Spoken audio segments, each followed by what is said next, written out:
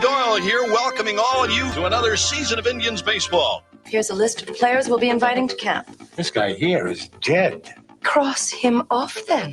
We'd love for you to come to spring training for a shot at this year's club. By the way, you were with me last night. Who's this chick on top of me?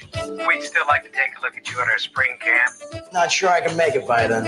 Who is that? Serrano. What's his religion? Voodoo. Hey! Who's Maze Hayes here? Play like Maze, and I run like Hayes. How you doing? What the hell league you been playing in? California Penal. Don't you have any proven major league talent? Now I want to put together a team that'll help us relocate to Miami. You want us to lose? We've been losing. What I want is for us to finish dead last. This year, the Cleveland Indians have a multi-talented team. The first offering just a bit outside. They're masters of the sacrifice. He's looking to sacrifice a live chicken. One whole chicken, just like you said. The double play. Excuse me. I have a much better body than she does. Maybe for me, she really does. And the pickoff. Every time we win, we peel a section.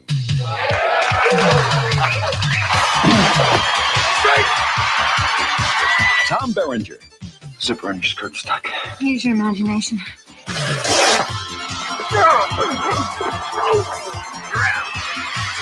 Charlie Sheen. These things make me look ridiculous. Seeing's the most important thing, son. I don't think it's that important. Corbin Bernsen. And Bob Uecker. Haywood swings and crushes one towards South America. Major League. That ball wouldn't have been out of a lot of parks. Name one. Yellowstone.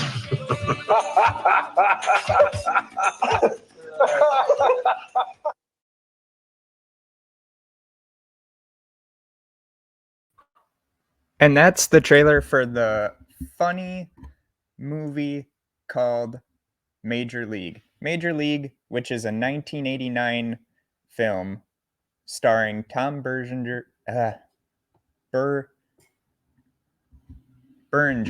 Charlie Sheen, Wesley Snipes, James Gannon, Bob Uecker, Rene Russo, Margaret Whitton, Dennis Haysbert, and Corbin Bernsen. Telling the story of a single regular season of a fictionalized version of the Cleveland Indians baseball team. Major League grossed $75 million worldwide from an $11 million budget and spawned two sequels, Major League 2 and Major League Back to the Minors, neither of which repeated the success of the original film. So what the whole main plot of Major League, the movie, is that the Cleveland Indians owner has passed away. His wife, ex-showgirl Rachel Phelps, pretty much inherits the team from her dead husband. And she wants to put together a team so bad that they have to relocate down to Miami because she doesn't like living in Cleveland.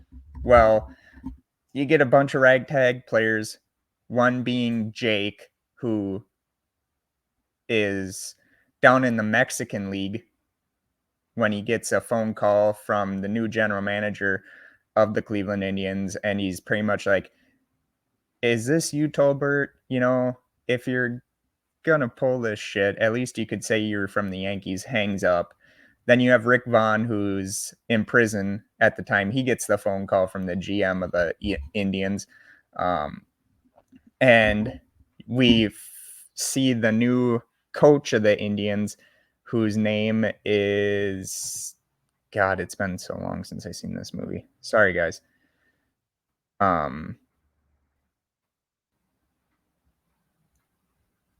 Lou Brown, who for 30 years was the manager of the Toledo Mud Hens.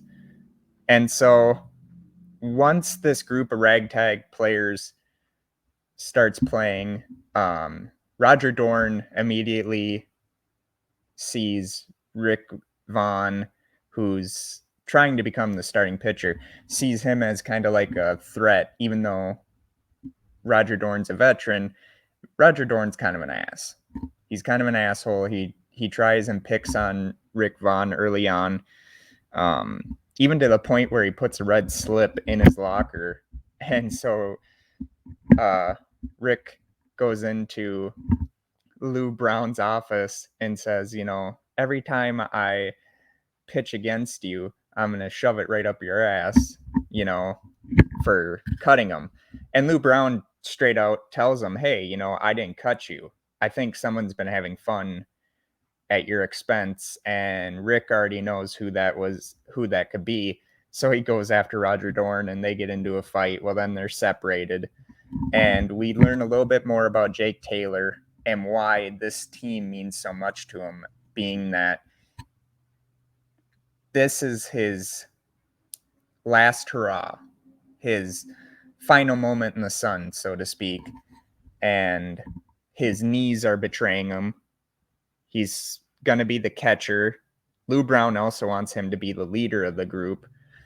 And he later takes, Jake Taylor later takes Ricky Vaughn and Willie Mays Hayes under his wing and kind of mentors them. Willie Mays Hayes is hoping to be like a home run hitter. Well, in the very beginning, he hits it he pops up all the time. And Lou Brown says, anytime you hit a pop fly or hit one in the air, I want you to give me so many push-ups. And so a lot of the time we see that happening. Dorn, as I said earlier, who's kind of an asshole in the movie, he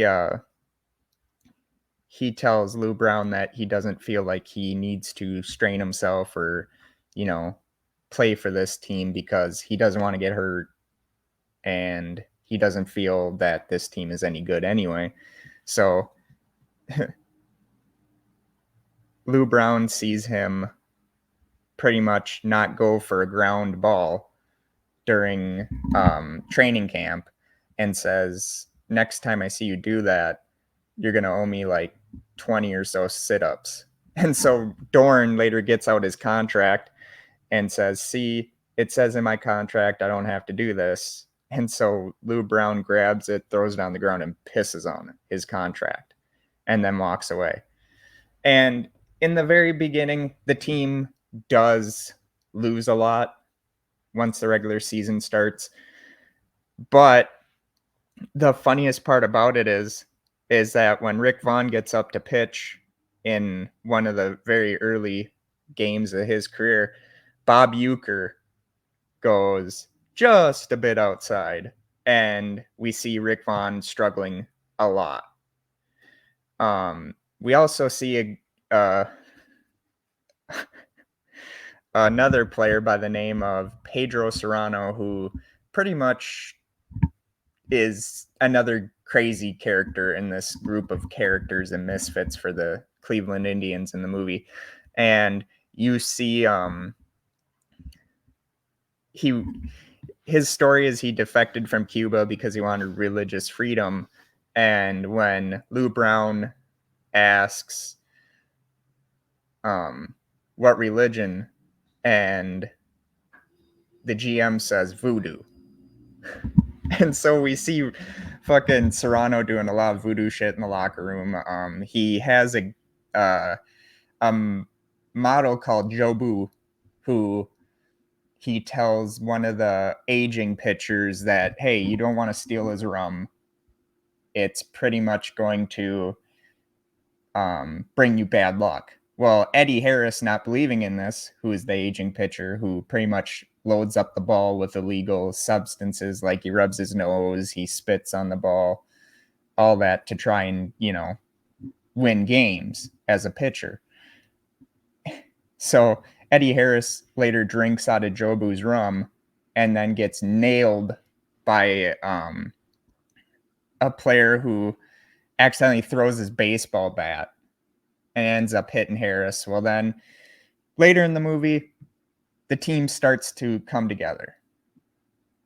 But the GM makes it clear to Lou Brown that Rachel Phelps would never allow this team to even become a contender, that she would get rid of everyone and bring in other players that would lose so that she can move them to Miami and then bring in better stars and all that after they move.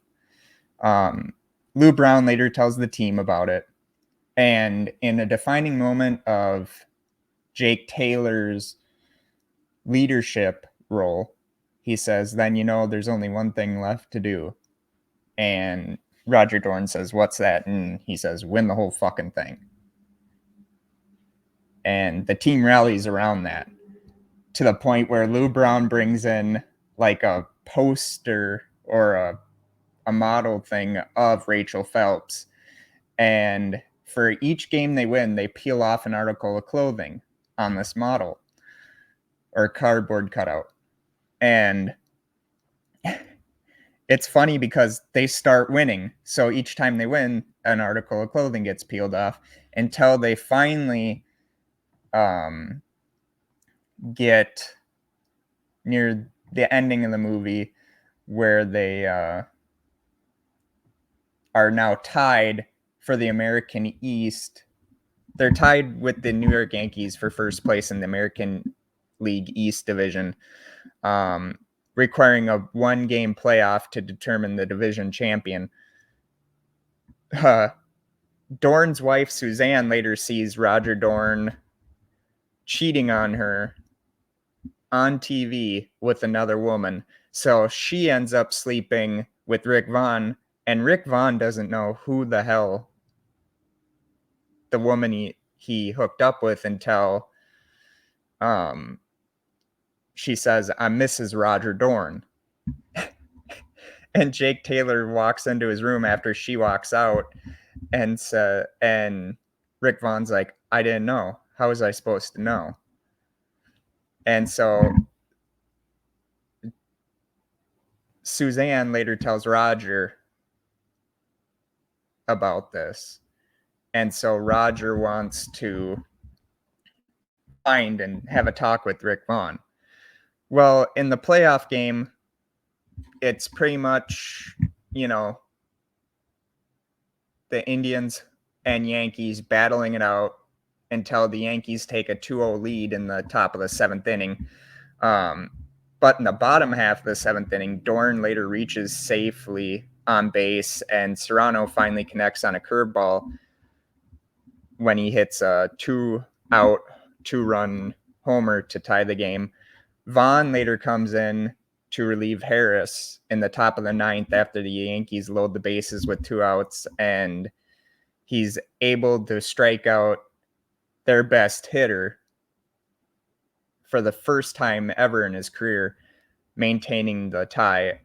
In the bottom of the ninth, Hayes hits a 2-out single and then steals second with Taylor at bat. Taylor points to the outfield, mimicking Babe Ruth's famous called shot, luring the Yankees to play deep, then bunts, running at full speed despite his bad knees. He reaches first safely while Hayes rounds third and avoids the tag at the plate, scoring the run that wins the Indians the division. As the team celebrates and fans rush the field, Dorn finds Vaughn and ends up punching him in the face, then embraces him.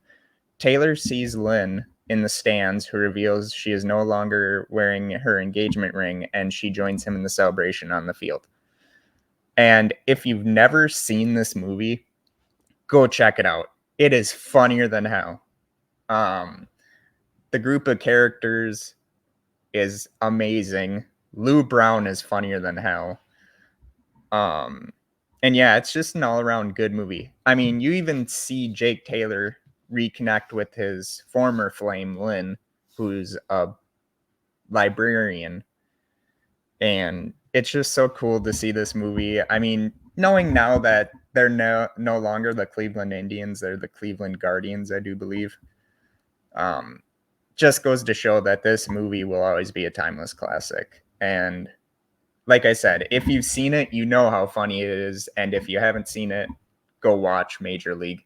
You can even watch the other 2 sequels, although the third movie, Back to the Minors, has nothing to do with the first 2 movies. And the second movie is okay.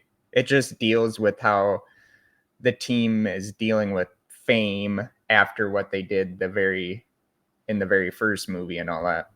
So I am so sorry that I haven't been able to upload these regularly. I've been maintaining my focus mostly on my schoolwork and then also on the Twitch channel. But just know I haven't forgotten about the podcast. And I will be back next week to talk about either a movie, a sport, or have a guest on the show. So this is Stephen Jarvis from the Jarvis Podcast saying thank you so very much. I love you all, and talk to you next time.